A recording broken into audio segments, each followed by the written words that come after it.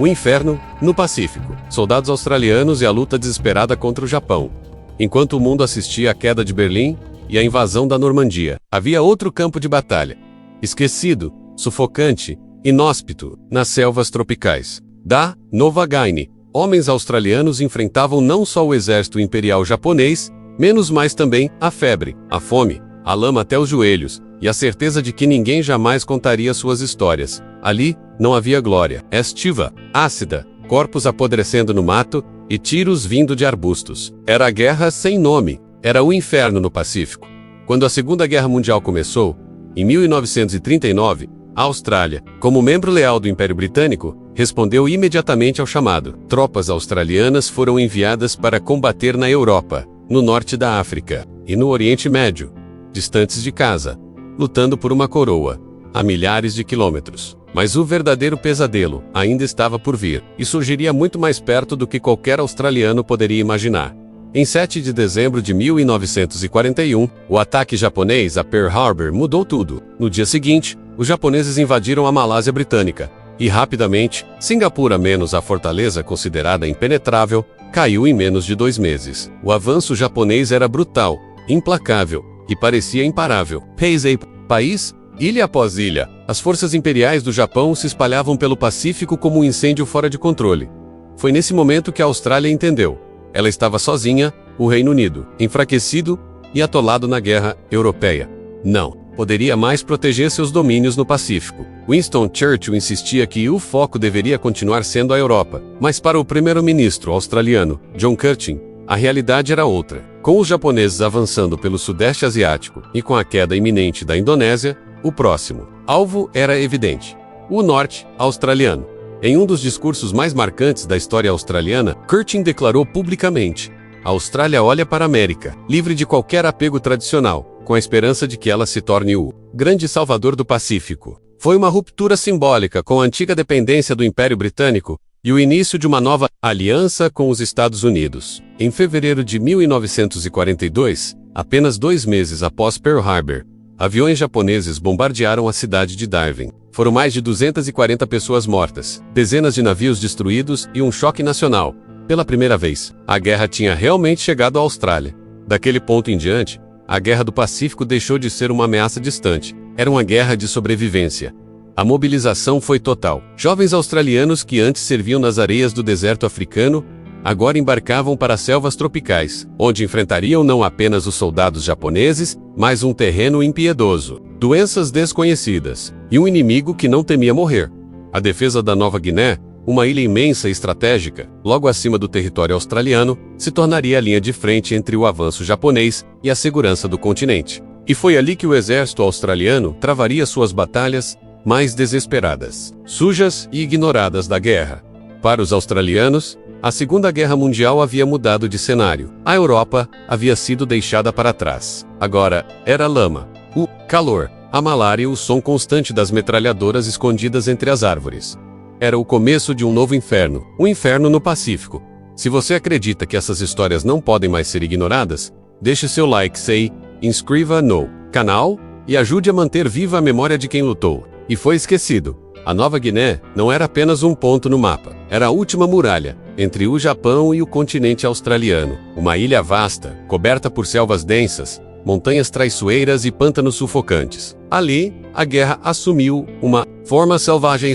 Esqueça tanques, linhas de frente organizadas ou apoio aéreo constante. Na Nova Guiné, a guerra era travada a facão, baioneta e sobrevivência. A Austrália, isolada do poder militar britânico, e agora sob a ameaça direta do Japão, assumiu uma tarefa monumental: conter o avanço de um inimigo que até então parecia invencível. E foi em Nova Guiné que os soldados australianos foram lançados em uma batalha não apenas contra o exército japonês, mas contra a própria natureza. O que poucos sabem é que a Nova Guiné foi o palco da maior campanha terrestre da Austrália durante toda a Segunda Guerra Mundial, e os homens enviados para lá não eram super soldados. Eram jovens, muitos ainda sem barba, vindos de pequenas fazendas, vilas costeiras e subúrbios de Sydney, Brisbane e Melbourne. Foram alistados às pressas, treinados às pressas e enviados para morrer em silêncio. A missão era clara: impedir que os japoneses atravessassem a ilha e alcançassem Port Moresby, ponto estratégico que abriria caminho direto para ataques ao continente australiano. A selva, porém, não oferecia caminhos. Era preciso abrir trilhas, carregar armas, munições, suprimentos e ainda combater um inimigo oculto em cada curva. Imagine andar por dias carregando 30 kg nas costas, sob uma chuva constante, com febre, pés apodrecendo, comida estragada e inimigos escondidos entre as árvores. Era comum soldados morrerem, não por tiros menos, mas por disenteria, malária, infecção ou simplesmente exaustão. Corpos eram deixados onde caíam, cobertos por folhas, devorados por insetos e esquecimento. Os soldados australianos enfrentavam um inimigo experiente, fanático, disposto a morrer antes de recuar. Os japoneses atacavam à noite, se infiltravam nas linhas e às vezes simulavam gritos de socorro em inglês, para atrair os soldados ao erro. Era uma guerra psicológica, constante e devastadora. Mesmo com inferioridade numérica, os australianos resistiram. E mais, venceram com apoio de milícias locais, carregadores papuanos e suprimentos limitados. Conseguiram conter o avanço japonês em várias frentes da Nova Guiné. Cada metro conquistado era pago com sangue. Cada colina defendida custava dezenas de vidas. O heroísmo desses homens, no entanto, foi ignorado por décadas. Pouco se falou sobre eles nos livros de história. Nenhum grande filme foi feito. Nenhuma medalha gloriosa foi exibida nas praças. O mundo preferiu lembrar-se das grandes vitórias na Europa. Enquanto isso, os heróis da selva voltaram para casa em silêncio, menos muitos mutilados, outros atormentados por pesadelos, outros simplesmente esquecidos na Nova Guiné. A Austrália não só sobreviveu, ela renasceu. Ali, uma geração de soldados forjou uma nova identidade nacional, não mais como súditos da coroa britânica, mas como homens que lutaram por sua própria terra, com seu próprio sangue, uma luta invisível, mas essencial. A trilha de Kokoda não era uma estrada, era uma sentença. Um caminho tortuoso de 96 quilômetros, atravessando montanhas íngremes, vales sufocantes e selvas encharcadas pela chuva incessante. Cortando a espinha dorsal da Nova Guiné, ela se transformou em um dos campos de batalha mais brutais da Segunda Guerra Mundial. Um lugar onde a morte não vinha apenas pelas balas, mas pela lama, pela febre e pelo puro colapso do corpo humano. Foi ali que o Japão tentou abrir caminho para tomar Port Moresby. Em 1942, se conseguisse, o próximo passo poderia ser o próprio continente australiano. Os aliados sabiam disso e colocaram no caminho o que tinham: jovens soldados australianos, muitos dos quais jamais haviam segurado um rifle antes. Esses homens, sem experiência de combate, foram lançados em uma marcha forçada montanha acima, carregando mochilas pesadas, munição, comida enlatada e o peso psicológico de saber que o inimigo estava mais bem preparado, mais bem armado e mais acostumado a matar. Em cada curva da trilha, a tensão era absoluta. Podia haver um atirador escondido, uma emboscada noturna, uma armadilha improvisada, mas o maior inimigo era a própria selva. O calor era sufocante, a umidade fazia a pele apodrecer sob as roupas. Os mosquitos não davam trégua, e a malária atacava em silêncio, derrubando soldados como se fossem peças de dominó. A comida apodrecia nos sacos. As botas encharcadas causavam infecções que obrigavam amputações improvisadas. Havia soldados que simplesmente enlouqueciam no meio da trilha, largando seus fuzis, rindo, chorando, colapsando. O combate era direto, brutal, sem regras. O inimigo atacava durante a noite, rastejava por entre o mato, se infiltrava sorrateiramente. A cada confronto, as baixas aumentavam, e não havia retirada. Os soldados australianos sabiam que, se recuassem, o Japão venceria. Mas eles resistiram. A cada colina conquistada, outro ataque era lançado. A cada vanco, outro corpo era deixado para trás. E quando um soldado caía, outros dois o carregavam menos, muitas vezes com a ajuda dos chamados anjos pelados. Os nativos papuanos, homens locais que, descalços e sem armamento, ajudavam a evacuar feridos, levando-os nos ombros por dias inteiros. Esses carregadores papuanos foram fundamentais. Tratavam os soldados australianos com um cuidado quase sagrado. Não tinham treinamento militar, mas agiam com compaixão e coragem. Sem eles, milhares de homens teriam morrido abandonados no meio do mato, e mesmo assim, por muito tempo, esses heróis silenciosos foram apagados da história oficial. A campanha da trilha de Kokoda durou meses. Foi sangrenta, desesperadora e extenuante. Mas ao final, o avanço japonês foi contido. Pela primeira vez, o Japão foi forçado a recuar, e a Austrália pela primeira vez, venceu sozinha, uma das batalhas mais difíceis da guerra. No entanto, essa vitória não trouxe comemoração. Os homens que voltaram de Kokoda voltaram em silêncio, marcados para sempre. Alguns nunca voltaram. Suas mentes ficaram presas naquele matagal interminável, naquele cheiro de sangue e barro, naquela chuva que não parava nunca. Kokoda os acompanhou até o fim de suas vidas. A trilha virou símbolo, mas não um símbolo de glória. Um símbolo de sacrifício, de resistência e de uma luta que o mundo preferiu esquecer. Antes do Milne Bay, o Império Japonês parecia invencível. Em meses, havia esmagado exércitos britânicos, americanos e holandeses em uma sequência implacável. Singapura havia caído. As Filipinas estavam em ruínas. Java e Bornéu estavam ocupadas. Em toda a Ásia e Pacífico, o exército imperial avançava com a força de um tsunami. Os soldados japoneses eram vistos como máquinas de guerra, menos imunes ao medo, incansáveis, imbatíveis. Mas em um canto esquecido da Nova Guiné, esse mito seria destruído. E seria destruído por australianos. Milne Bay fica no extremo leste. Da Nova Guiné, um pequeno pedaço de terra cercado por selva e mar, onde os aliados construíam pistas de pouso estratégicas para controlar os céus da região. Os japoneses sabiam disso. Em agosto de 1942, lançaram um ataque ousado desembarcarem cerca de 2.000 soldados em uma operação relâmpago. A missão era simples: tomar Milne Bay, destruir as pistas, eliminar os defensores e seguir abrindo caminho rumo ao sul. Mas o que os japoneses encontraram ali não foi uma posição frágil. Foi uma emboscada de coragem. Cerca de 9.000 soldados, australianos e alguns poucos americanos, estavam estacionados em Milne Bay. Apesar de estarem exaustos, com pouca experiência de combate e muitos doentes, estavam determinados a resistir. O terreno pantanoso, a chuva torrencial e a lama até o tornozelo tornaram o avanço japonês lento, confuso e vulnerável.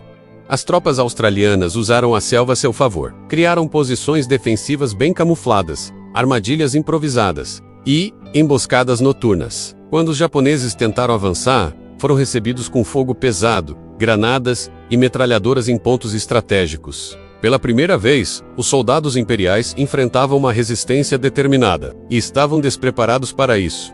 Durante dias, combates intensos se espalharam por toda a Bahia. Em muitos momentos, os combates eram corpo a corpo com baionetas e facões, sob chuva pesada, gritos e fumaça. A lama se misturava ao sangue, e cada metro de terra era disputado com selvageria. Os australianos lutavam com tudo que tinham menos, porque sabiam que a derrota ali significava abrir as portas da Austrália para o inimigo. Que se viu foi uma virada histórica. Os japoneses foram derrotados. Forçados a recuar, abandonaram corpos, munições e equipamentos pela selva. Milne Bay foi a primeira vez, em toda a guerra, que o exército japonês foi derrotado em combate terrestre. A vitória foi gigantesca, não apenas militarmente, mas, simbolicamente. O mito da invencibilidade japonesa havia sido quebrado. Soldados que até então pareciam fantasmas imortais, agora estavam mortos nas margens enlameadas de uma baía remota. E quem os derrubou não foram exércitos poderosos da Europa ou dos Estados Unidos. Foram os australianos, em um fronte esquecido. Mas essa conquista, como tantas outras, foi silenciosa. Enquanto o mundo celebrava vitórias na África e nas praias da Europa, Milne Bay foi deixada de lado.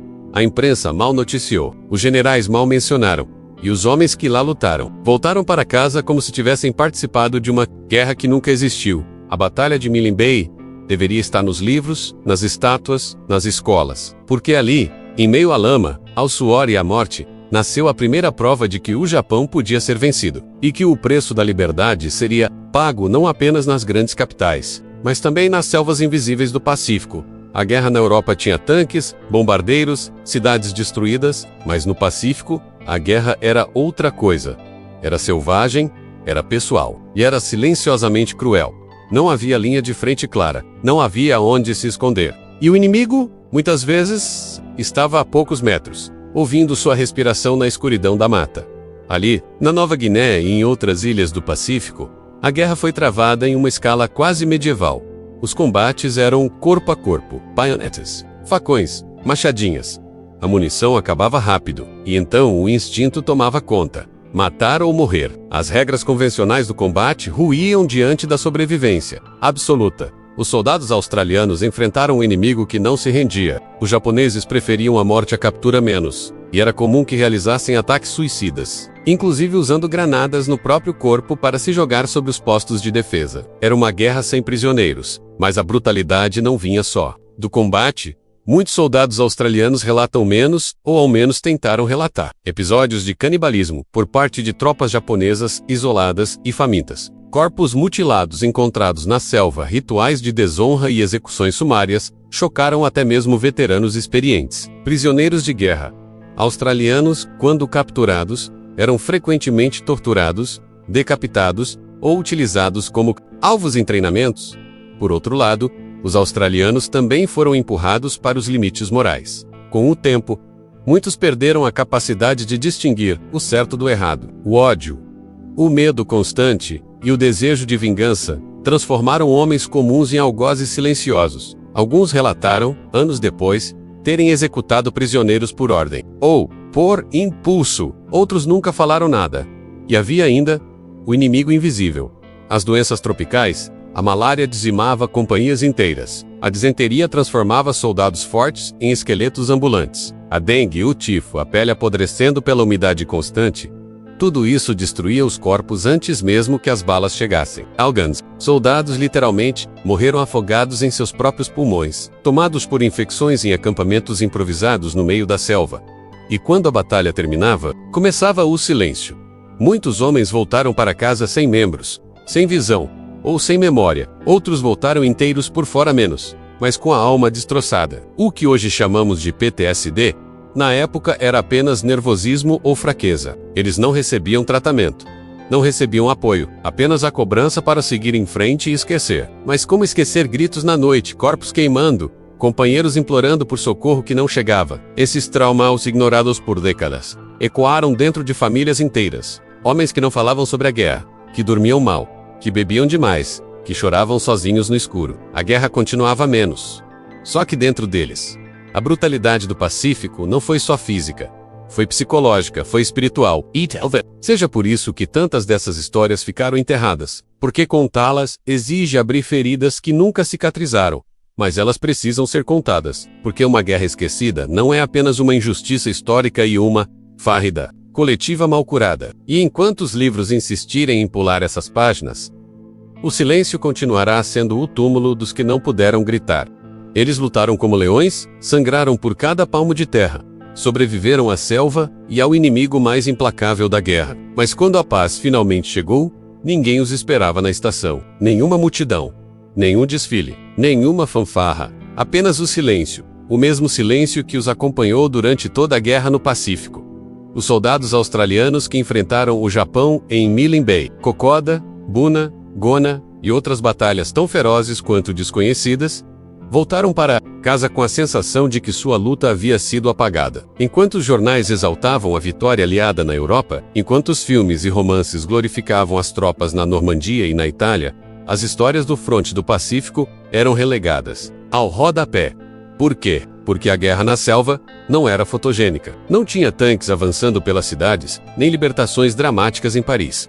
Tinha lama, doença, corpos em decomposição, enfrentamentos em locais onde nem mapas existiam. Não havia glamour. Havia sofrimento bruto. E o mundo ocidental preferiu esquecer. Enquanto veteranos americanos da Europa recebiam condecorações públicas, medalhas em cerimônias transmitidas por rádio e carreiras como heróis nacionais, muitos veteranos australianos do Pacífico voltaram ao anonimato. Muitos sequer foram reconhecidos em seus próprios bairros. Voltaram direto para o trabalho, para o campo, para o silêncio. Pior, suas histórias, quando contadas, eram frequentemente desacreditadas ou ignoradas. Alguns tentaram relatar os horrores, que testemunharam menos e foram chamados de exagerados. Outros sequer conseguiam falar, travados por traumas tão profundos que apenas choravam quando lembravam do som da mata à noite. E assim, o esquecimento se consolidou. Nas escolas, pouco se ensinava sobre as campanhas do Pacífico envolvendo australianos. Nos livros de história, 1 ou 2 páginas, com mapas sem emoção. Nas cerimônias militares, a menção ao fronte do Pacífico era muitas vezes simbólica, protocolar, sem profundidade, sem memória. O resultado disso? Uma geração inteira de combatentes apagados da memória nacional. Homens que enfrentaram que construíram a imagem de uma Austrália forte, independente, capaz de se defender, que deixaram de ser apenas súditos do Império Britânico para se tornarem donos do próprio destino, e que, ironicamente, foram tratados como peças descartáveis após o serviço. Para muitos desses veteranos, o pós-guerra foi ainda mais cruel do que o fronte. Sofreram com desemprego, com abandono psicológico, com a culpa de ter sobrevivido enquanto tantos companheiros ficaram para trás. E morreram aos poucos, um por um, carregando nas costas um fardo que o país se recusou a dividir. Hoje, poucas pessoas conhecem os nomes das batalhas. Falam de Normandia, mas não de Kokoda. Celebram Berlim, mas não Milne Bay. E essa escolha diz muito mais sobre nós do que sobre eles. Porque não há nada mais injusto do que o esquecimento. A guerra no Pacífico pode ter terminado em 1945, mas a luta pelo reconhecimento ainda continua. E enquanto não resgatarmos essas histórias, esses nomes, esses rostos, o silêncio continuará gritando mais alto do que qualquer medalha jamais entregue. Silêncio. Foi isso que muitos veteranos ouviram ao voltarem para casa. Nenhum aplauso, nenhum jornal de destaque, nenhum monumento esculpido com seus nomes. Silêncio. O mesmo silêncio que ecoava na selva quando o tiroteio cessava, quando o companheiro ao lado não respondia, quando o rádio parava de funcionar e a noite engolia tudo. A guerra no Pacífico, para os australianos, nunca teve trilha sonora heróica. Foi marcada por sussurros, por gritos abifados, por orações solitárias em meio à lama. E esse silêncio continuou por décadas. O custo desse silêncio não foi apenas histórico, foi humano. Ele se espalhou pelas casas, pelos casamentos que ruíram, pelos filhos que cresceram sem entender o olhar distante do pai na hora do jantar. Muitos veteranos jamais conseguiram explicar o que viram, o que fizeram, o que sobreviveram, e então se calaram. Trancaram as memórias a 7 chaves Bobayan Demey. Dormiam pouco, ou choravam sozinhos no escuro, sufocados pelo peso de uma guerra esquecida, até pelo próprio país. O silêncio também foi político. Enquanto bilhões foram investidos em reconstruções da Europa e em alianças com os Estados Unidos da América, pouco se fez pelos soldados australianos que retornaram destruídos. Não havia infraestrutura médica adequada para tratar seus traumas. Não havia campanhas de acolhimento. Havia burocracia à espera e abandono. Alguns veteranos passaram a vida toda esperando reconhecimento. Alguns morreram antes de receber qualquer medalha. Outros foram enterrados com cerimônias discretas, sem bandeira, sem soldados, sem homenagem, como se nunca tivessem existido. E o mais cruel, muitos acreditaram que isso era normal, que era assim mesmo, que o sofrimento deveria ser engolido. Afinal, não lutaram pela glória, lutaram pela sobrevivência, pela pátria, pelo ao lado. Mas mesmo assim, Marechal Mays, hoje décadas depois, a trilha de Kokoda virou símbolo nacional. Há memoriais, há discursos, mas, para quantos é tarde demais? Quantos olhos cansados nunca viram a nação que ajudaram a salvar, lhes dizendo, obrigado? Quantos pais morreram, sem conseguir explicar aos filhos o que aconteceu na selva? Quantos nomes foram apagados não pela guerra, mas pela paz? O custo do silêncio é isso. A perda da memória. E um país sem memória é um país condenado a repetir os mesmos erros, a ignorar os mesmos sacrifícios, a tratar seus heróis como estatísticas e suas histórias como notas de rodapé. Mas ainda há tempo do contor, tempo de ouvir, tempo de gravar, de escrever, de lembrar. Porque enquanto existirem histórias como essa para serem contadas, esses homens nunca estarão completamente esquecidos. Os livros de história têm suas preferências. Gostam de grandes cidades, de tanques atravessando capitais, de generais fazendo discursos em praças libertadas, mas a guerra não acontece só nas páginas douradas. A guerra também acontece na lama, na floresta, no calor sufocante de uma ilha tropical esquecida. E foi ali, entre a folhagem úmida, os mosquitos devorando carne viva e o som constante de tiros cortando a noite, que os soldados australianos viveram o seu maior inferno. Um inferno sem plateia, sem câmeras, sem manchetes. Eles não pediram para ser lembrados como heróis. Pediram apenas para não serem apagados. E mesmo assim, o apagamento veio. Silencioso, sistemático, quase institucional. Mas a pergunta que deve ecoar agora é: por quê? Por que glorificamos tanto as batalhas da Europa e esquecemos Milne Bay? Por que reverenciamos o dia D, mas ignoramos Kokoda? Por que sabemos os nomes de generais estrangeiros, mas não reconhecemos os rostos dos nossos próprios soldados da selva? A resposta talvez seja desconfortável. É mais fácil esquecer o que nos obriga a encarar a verdade. A verdade de que heróis podem vir cobertos de lama, descalços, famintos e morrendo sozinhos no mato. A verdade de que o valor de um sacrifício não está no tamanho da batalha, mas no silêncio com que foi feito. Hoje, há cemitérios na Nova Guiné cobertos de musgo. Nomes corroídos pelo tempo. Cruzamentos no meio da selva onde ninguém mais passa, mas onde sangue foi derramado por uma pátria que nunca mandou flores. De volta, e ainda assim cada um desses lugares guarda uma história que merece ser contada. Uma lembrança que precisa ser resgatada. Aos poucos, novas gerações começam a descobrir esses capítulos esquecidos. Mas ainda é pouco. Ainda tarde para muitos. O tempo, esse mesmo tempo que cura, também apaga. E é por isso que contar essa história agora é um ato de resistência. Resistência contra o esquecimento. Contra a indiferença. Contra a narrativa única e incompleta. Porque um país que esquece seus heróis está condenado a repetir sua negligência. E você, que chegou até aqui, agora carrega uma responsabilidade. A de lembrar, a de compartilhar, a de contar a outros aquilo que nunca te contaram nas aulas de história. Porque enquanto alguém ainda repetir seus nomes, suas batalhas e suas dores, eles não estarão completamente sozinhos. Lutaram, sofreram, sobreviveram e foram esquecidos. Mas nós os lembramos. Se você acredita que essas histórias não podem mais ser ignoradas, deixe seu like, se inscreva no canal e ajude a manter viva a memória de quem lutou e foi esquecido.